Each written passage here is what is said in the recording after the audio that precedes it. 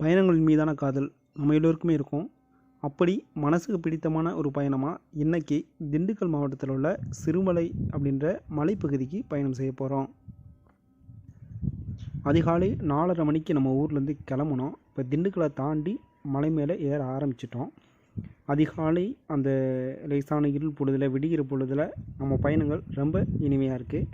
இது மாதிரி போகிற வழிகளில் அங்கங்கே சின்ன சின்ன கோவில்கள் கடந்து தான் நம்ம மலையில் ஏறிக்கிட்டு இருக்கோம். இந்த மலையில் மொத்தம் 18 கொண்டை ஊசி வளைவுகள் இருக்குது.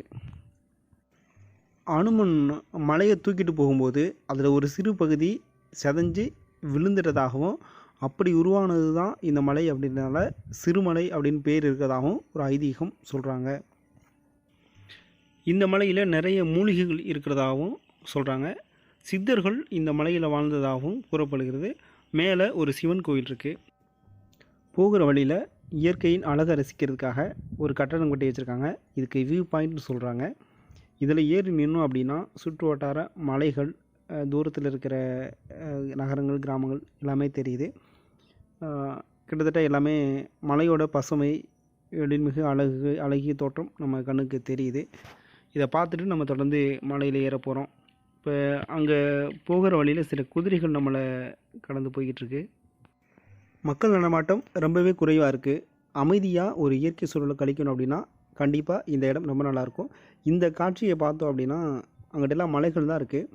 மேகக்கூட்டங்கள் சூழ்ந்து அவ்வளோ அழகாக இருக்குது. அதை வார்த்தைகளால் சொல்ல முடியாது. அந்த இடத்துல நிற்கும் போது அப்படி ஒரு உணர்வு, ரொம்ப அழகான ஒரு காட்சி.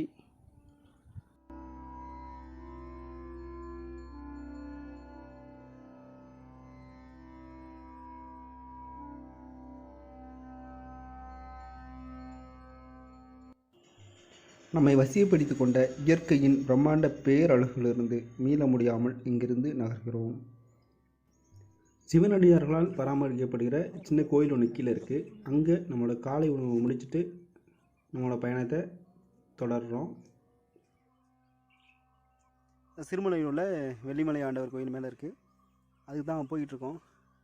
இங்கே சிறுமலையில் மற்ற பகுதியெல்லாம் பாதை நல்லா இருக்குது. இங்கே மேலே வர பாதை மட்டும் கொஞ்சம் கரடு முரடான பாதைகளாக தான் இருக்குது. இது மேலே போக வேண்டிய பாதை. இந்த பாதையில் கடந்து தான் வந்திருக்கோம். இன்னும் கொஞ்சம் நேரத்தில் மேலே வந்துடுவோம்.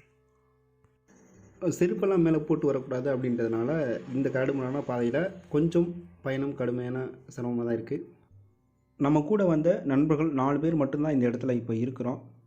இவர் நண்பர் வெள்ளைச்சாமி தன்னோட கைபேசியில் சிக்னல் வருமா வராதான்னு தேடிட்டு இருக்காரு. பறவைகள் சத்தம் அங்கங்கே கேட்குது. அதை தவிர எந்த சத்தமும் இல்லை. இயற்கையோட படைப்பில் மிக அற்புதமான ஒரு இடத்துல நின்றுட்டுருக்கோம். இந்த இடம் கொஞ்சம் ரொம்ப செங்குத்தான பகுதியாக இருக்குது. இந்த இடத்துல நிற்கிறதுக்கே கொஞ்சம் பயமாக தான் இருக்குது. அப்படியே அந்த பக்கம் பாருங்கள்.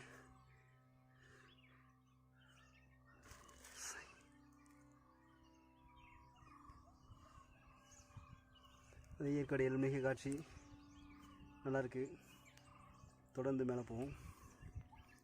இங்கேருந்து மக்கள் ஏதோ ஒரு சாமிக்கு செலவு வச்சுருக்காங்க. என்ன சாமின்னு தெரியல.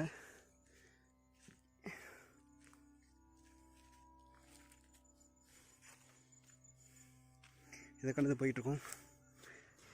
அங்கே சின்ன கோடு மாதிரி தெரியுது. அதான் நம்ம கடந்து வந்த பாதை. மேலே வந்திருக்கோம். நாம் கடந்து வந்த மலைகள் எதுவுமே தெரியல. எல்லாமே மேகக்கூட்டங்கள் வரைஞ்சிருக்கு. பட் பயங்கரமாக இருக்க இடம். இப்போது மலை மேலே இருக்க கோவிலுக்கு மிக அருகில் வந்துட்டோம். இங்கே சிவன் மட்டும் இல்லாமல் ஆரம்பத்தில் எல்லா கோவிலும் இருக்கும் போல் முருகன், விநாயகர் சிலைகள் ஆரம்பத்தில் முதல்ல இருக்குது.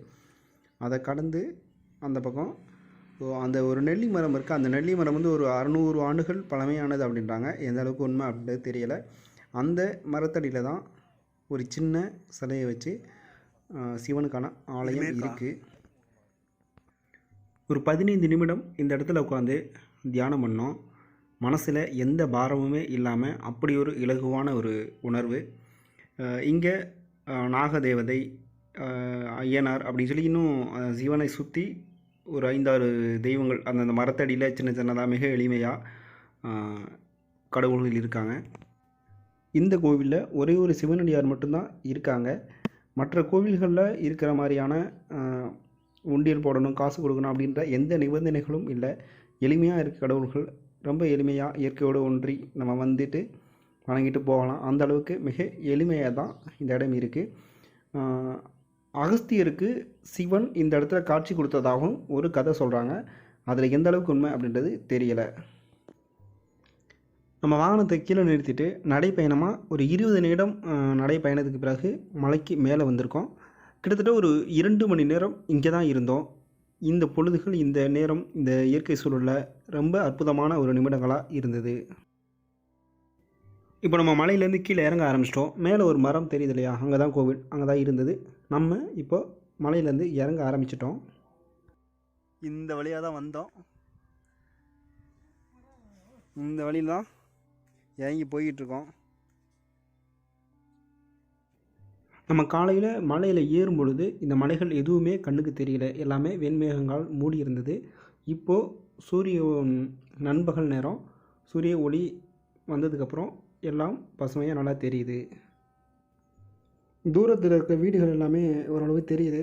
நம்ம இப்போ மலையிலேருந்து கீழே இறங்கிட்டுருக்கோம். வாழ்க்கையிலையும் சரி, மலையிலையும் சரி, ஏறுறது ரொம்ப சிரமம், இறங்குறது ரொம்ப எளிமை. அது மாதிரி கீழே இப்போ நம்ம இறங்கி குறைவான நேரத்தில் கீழே இறங்கி வந்துட்டோம். இப்போ நம்ம அந்த இடத்துல இருந்து புறப்பட்டுட்டோம். அங்கே மலை உச்சி தெரியுது இல்லையா, அங்கே தான் கோவில் இருந்தது. அங்கே இருந்து தான் நம்ம இறங்கி வந்திருக்கோம். இப்போ மலையின் வழியாக பயணப்படுறோம்.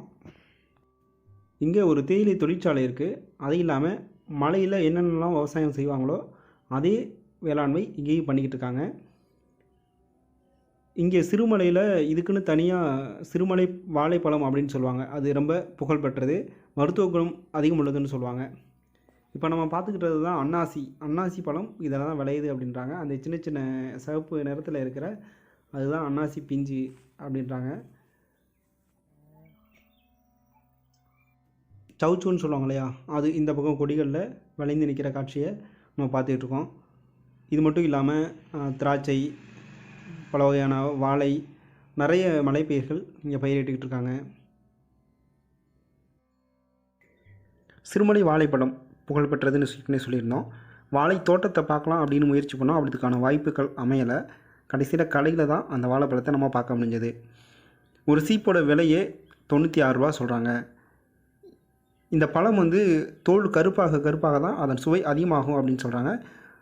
பழனியில் பஞ்சாமிர்தத்துக்கு சிறப்பாக இது தான் பயன்படுத்துகிறாங்க அப்படின்ற தகவலையும் சொல்கிறாங்க. ரொம்ப மருத்துவ குணம் மிக்கது அப்படின்னு சொல்கிறாங்க. மனசுக்கு பிடித்த மாதிரி வெகு சிறப்பாக இயற்கை எழில் சூழ்ந்த பகுதிகளில் இந்த பயணம் நமக்கு அமைஞ்சிருக்கு. ரொம்ப குறைவான செலவில் மனதுக்கு நிறைவான ஒரு பயணமாக இது இருந்தது. இப்போது நம்ம மலையிலேருந்து கீழே இறங்க ஆரம்பிச்சிட்டோம்.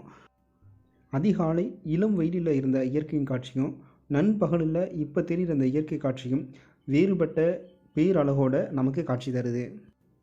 மீண்டும் அடுத்து ஒரு பயணத்தில் சந்திப்போம் நண்பர்களே.